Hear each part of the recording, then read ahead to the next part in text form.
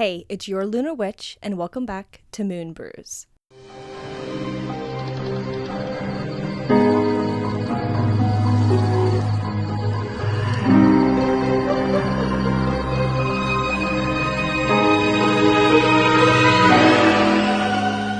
Guys, I have been haunted this week. What the F? We're going to start off with my haunting that I had experienced right off the jump because it was terrifying. Honestly, terrifying. So basically, I feel like I get haunted every single time I meditate on my third eye. And I do this to be intuitive and not haunted as hell. Like, I genuinely just want to be an in tune queen and can understand your aura from a distance, so I don't have to mess with that sort of energy. You know, who doesn't want to be an intuitive queen? Who doesn't want to know when bad things are on the horizon? So to do so, you meditate on your third eye. But unfortunately, when you dabble with your third eye, you open up different things to come to you as well. So here we are.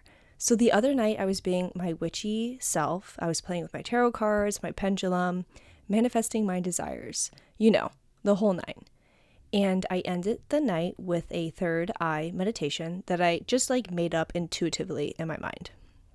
That night, of course, Joey wasn't home, but I wasn't feeling weirded out or scared at all. It was a normal night, so I thought.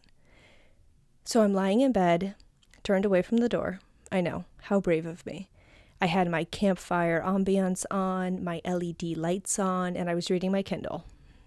All was well. Then I heard a shuffle in the hallway. So I have a dog, Grave, and I didn't think anything of it because obviously that was the dog, right?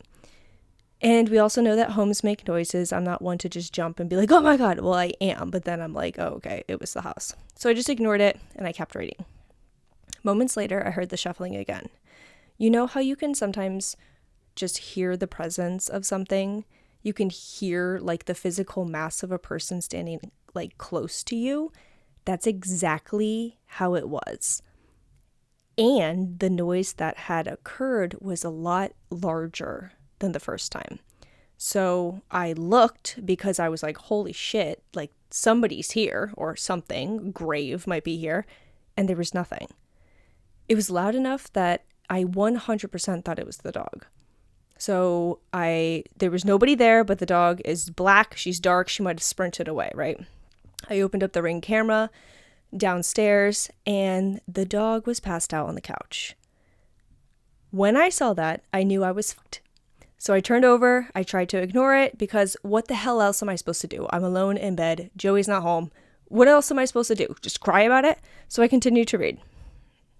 It happened again. Loud shuffling, presence of something, and that's when my entire body went numb. Full body chills from truly my head to my toe, but body chills that felt energetic, like static electricity. Then the sinking feeling came. The one that comes when you know something bad is about to happen, or when you're about to, free fall from a roller coaster. My stomach sank and I felt sick. Not wanting to be bothered anymore because the energy sure as hell shifted. I genuinely sat up and I yelled at whatever the hell it was. I said, "You're not allowed to scare me. You're not allowed to be here. Please leave. Please leave me alone. Let me get to sleep." And it was genuinely so terrifying that my inner Catholic girl came out and I prayed out loud. I did, the prayers that you learn in Catholic school. So those prayers do come in clutch when you are absolutely mortified, I'm not going to lie. So I turned over, continued to read, heard nothing more, and I fell asleep. Thank God. So that was it for the rest of the night. But the following night I had weird dreams, and after some thought, it spooked me out even more. So I was having one of these dreams where you know your surroundings, they make sense, and you feel like you're awake. It's not like one of those far-fetched dreams where you're riding unicorns off into the sunset. It was a very normal dream that felt as if I was awake. So in my dream, I guess, I believed I was awake. and I kept hearing the shuffling that I heard the night before. And I would look up and see a shadow figure peer from behind the door frame from the hallway. And I would close my eyes, and it would just like keep reoccurring in my dream. I would hear a sound, open my eyes, and see a shadow dart back behind the door frame into the darkness. My vision sucks, so in my dream, I was quote unquote waking up and opening my eyes to a blurry room, blurry shadow, the whole thing, which is normal because I can't see without my glasses or contacts. The dream continued a few times more of this shadow sneaking in after I shut my eyes, and then it started stealing things off my bed. It stole a blanket, ran away, came back, stole a stuffed animal, ran away. It was just weird as hell. The dream eventually stopped, but the next morning I was thinking, I never have dreams where my vision is blurry. My dreams are exactly how my day-to-day is. Clear, because I'm either wearing my contacts or my glasses constantly. I hate being blind. So why the fuck in my dream was my vision blurry? Was it because it wasn't actually a dream? Was I witnessing this in real life? After I realized this, a little part of me died, and then I saged the entire freaking house. So let's move the planchette to the main part of the story today. We're going to be talking about interdimensional beings, especially ones that exist in fantasy or for entertainment. 2 in particular, and if you're a witchy friend like me, stay until the very, very end because we're going to cover Ostara. The next Sabbath, we have just entered spring. So, to the spooky part. Picture this. A rainy, dark night rolls in.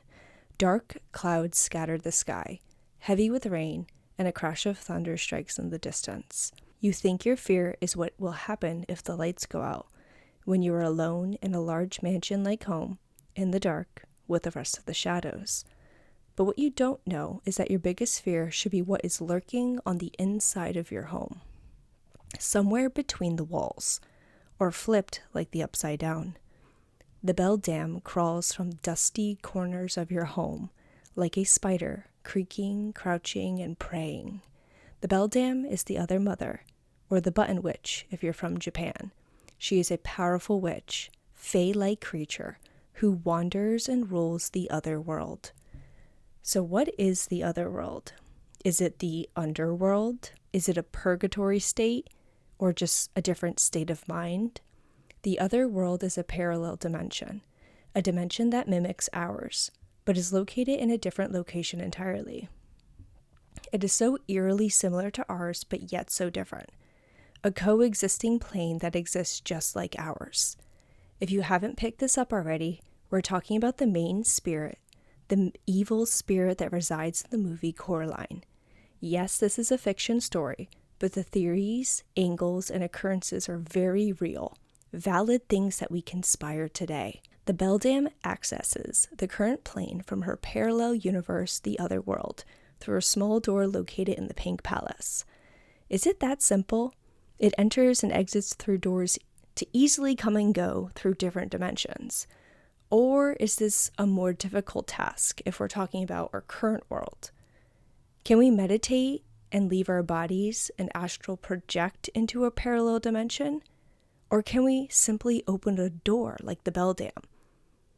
Or open a portal, perhaps? The Beldam lures children into the other world by disguising herself as their other mother, with similar features to their own mother, and creating an atmosphere that is almost quote-unquote perfect or too good to be true.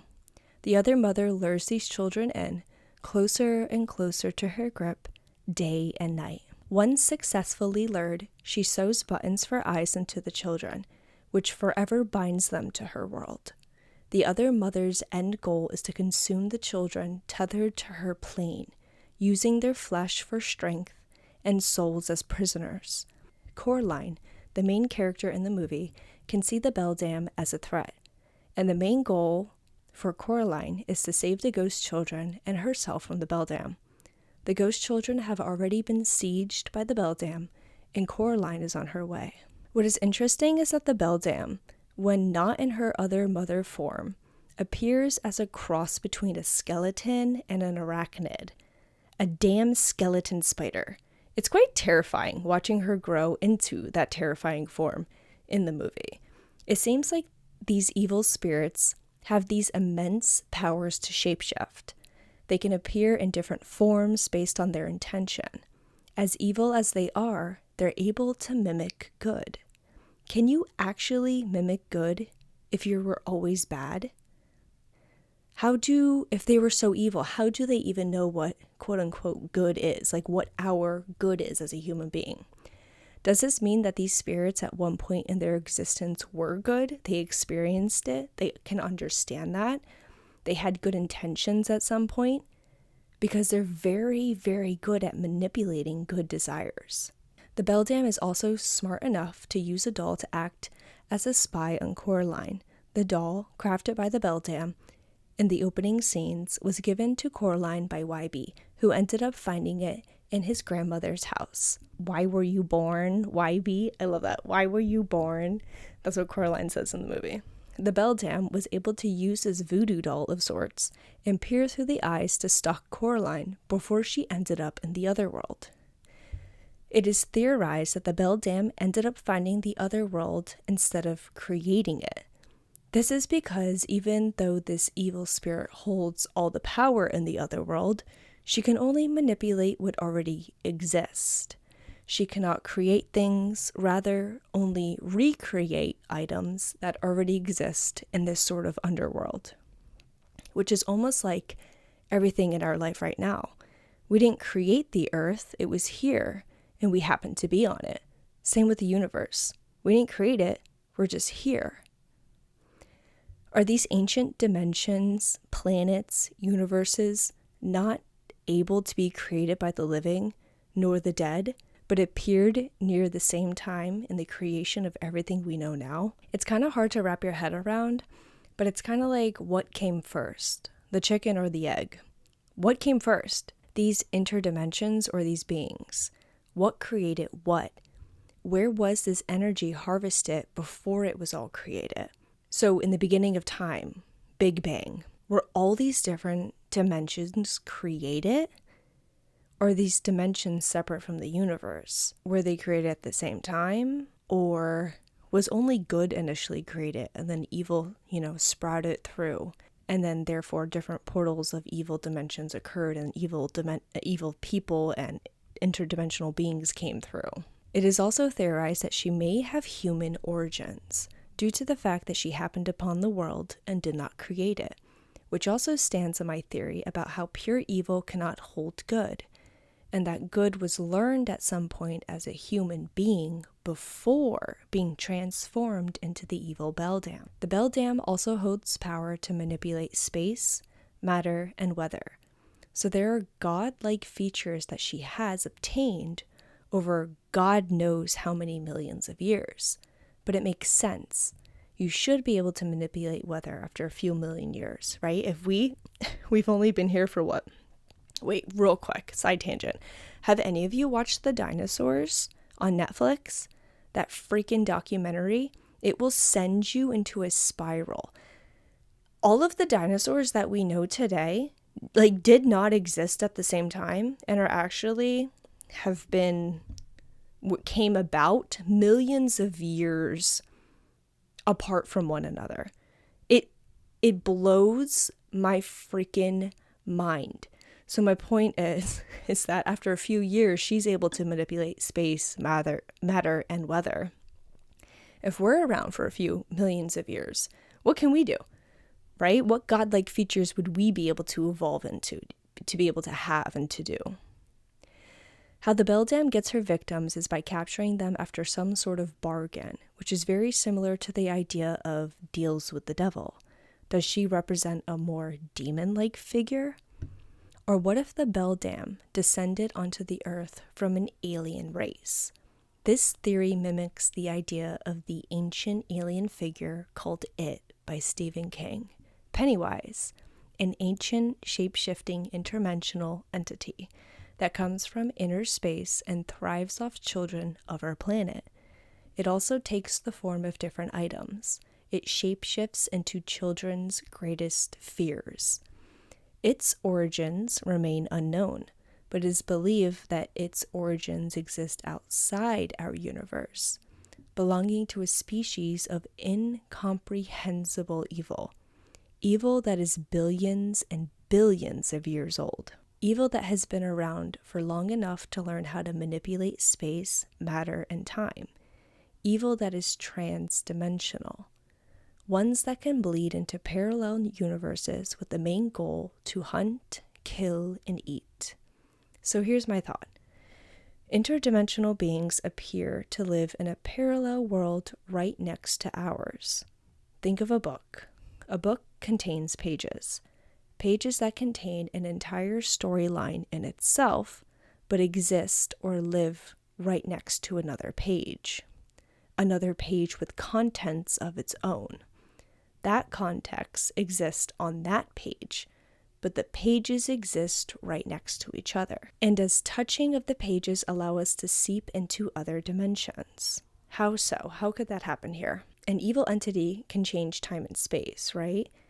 Are they able to access our world by a human opening a portal on Earth, people doing seances, sacrificing things? Or can we open up a portal when we communicate with the dead using a Ouija board or pendulum?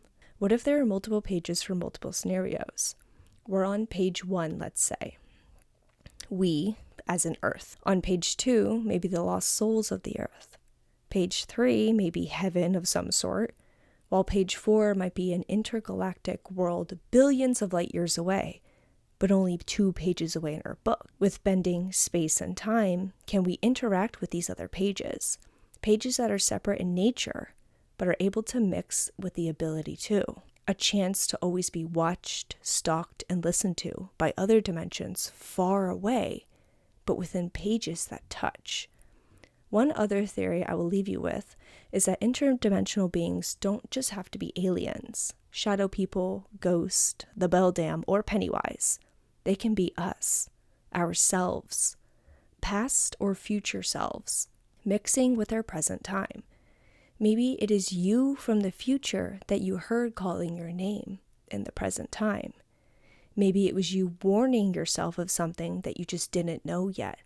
Your future you somehow bled into your current space and time, creating this reality for you. Time is an illusion. Why do you think we can talk to ghosts that died hundreds of years ago? All moments, past, present, and future, all exist simultaneously. Think about it.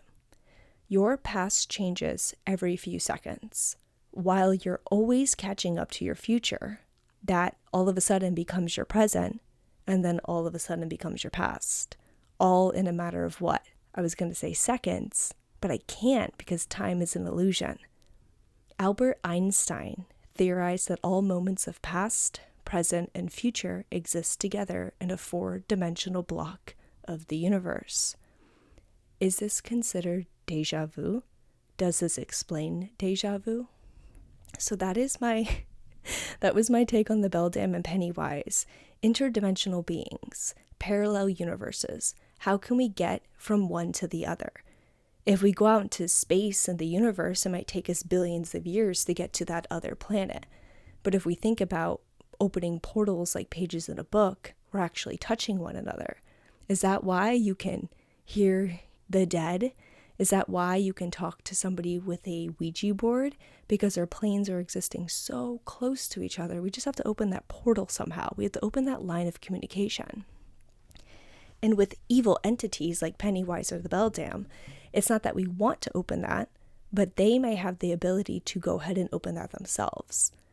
So take that as you will. And to all my witches who stayed until the very end to hear about Ostara, thank you.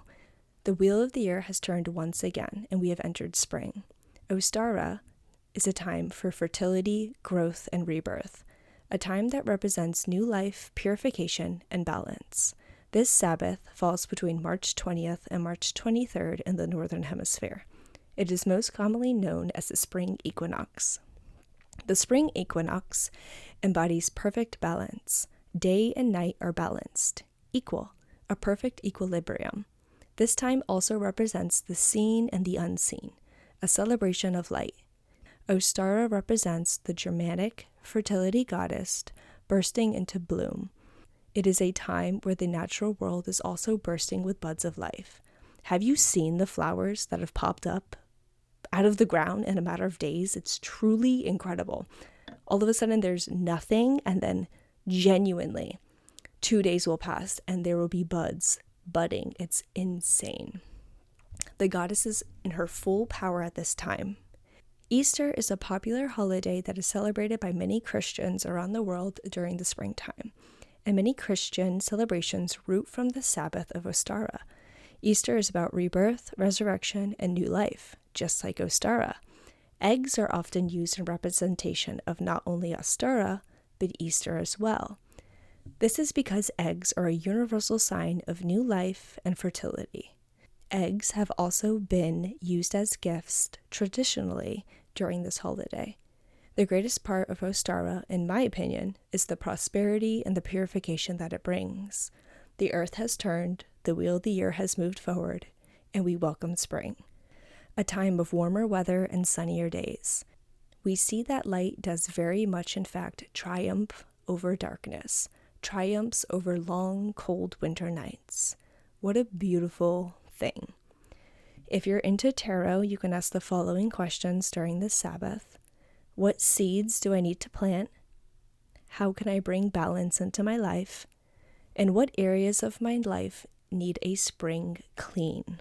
And lastly, here are a few rituals you can perform during the season of Ostara. Painting eggs is an ancient pagan tradition. It helps you connect to the fertility of the natural world. Bless the eggs that you make, create, and decorate. Bless them and ask for abundance, growth, or fertility. You can plant seeds as a ritual to Ostara as well. Planting seeds will not only give you a strong grounding effect, but you can also plant your intention with those seeds and watch them grow with your intention. And lastly, you can purify and clean your home. Spring cleaning is necessary to remove unwanted energies that may have gotten stuck in the winter months. Broom the unwanted energies out the door, cleanse your home in smoke, and bless your windows and doors with sigils. And be sure to ground yourself with the outside world. The world is now filled with life again.